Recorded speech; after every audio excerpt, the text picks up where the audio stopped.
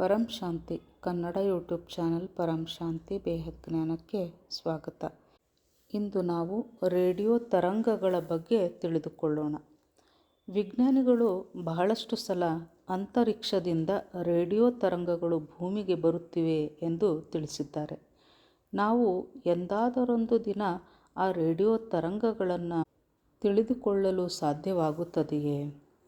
94 ಪ್ರಕಾಶ ವರ್ಷ ಅಂದರೆ 8,89,33,400 ಕೋಟಿ ಕಿಲೋಮೀಟರ್ ದೂರದಿಂದ ಬರುತ್ತಿರುವ ರೇಡಿಯೋ ತರಂಗಗಳನ್ನು ರಷ್ಯಾ ದೇಶವು ಹಿಡಿಯುತ್ತಿದೆ.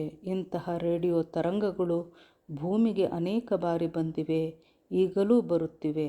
ಆದರೆ ವಿಜ್ಞಾನದ ಸಾಧನಗಳು ಅವುಗಳನ್ನು ಡಿಕೋಡ್ ಮಾಡುವಲ್ಲಿ ಅಸಫಲವಾಗುತ್ತಿವೆ.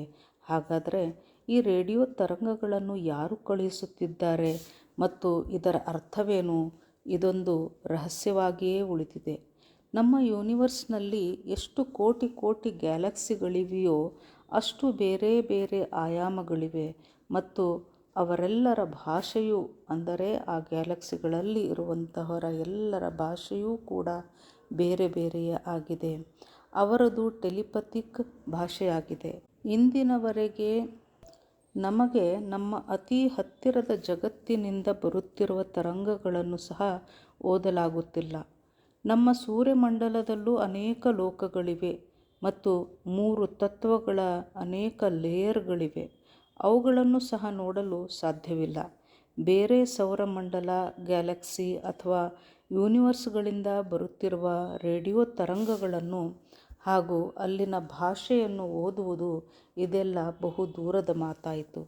ಭೂಮಿಯಿಂದ ಏಲಿಯನ್ಸ್ ಅಂದರೆ ಅನ್ಯ ಗ್ರಹಿಗಳನ್ನು ಸಂಪರ್ಕಿಸಲು ಮತ್ತು ಬೇರೆ ಗ್ರಹಗಳಿಗೆ ರೇಡಿಯೋ ತರಂಗಗಳನ್ನು ಕಳುಹಿಸಬೇಕೆಂದರೆ ಮತ್ತು ಆ ಗ್ರಹ ನಮ್ಮಿಂದ ಅಂದರೆ ನಮ್ಮ ಬ್ರಹ್ಮಾಂಡದಿಂದ 2000 ಪ್ರಕಾಶ ವರ್ಷ ದೂರವಿದ್ದಾಗ ಅಲ್ಲಿ ನಮ್ಮ ರೇಡಿಯೋ ತರಂಗಗಳು ತಲುಪಲು 2000 ವರ್ಷ ಬೇಕಾಗುತ್ತದೆ.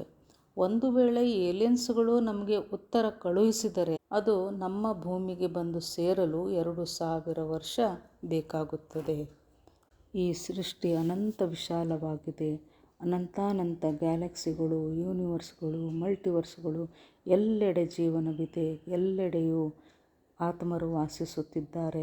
ವಿಭಿನ್ನ ಆತ್ಮರು, ವಿಭಿನ್ನ ಭಾಷೆ, ವಿಭಿನ್ನ ಖಗೋಳೀಯ ವಾತಾವರಣ ಎಲ್ಲವೂ ಭಿನ್ನ ಭಿನ್ನವಾಗಿದೆ. ಹೀಗಾಗಿ ಅವರ ಭಾಷೆಯನ್ನು ನಾವು ಹಿಡಿಯಲು ಆಗುತ್ತಿಲ್ಲ. ಪರಂ ಶಾಂತಿ. ಪರಮ ಶಾಂತಿ ಸೋಚೋ ಬೋಲೋ ಪರಂ ಶಾಂತಿ.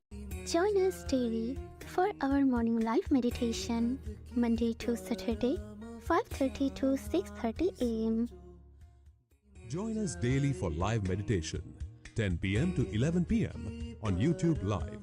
Subscribe now. Website www.paramshanti.org.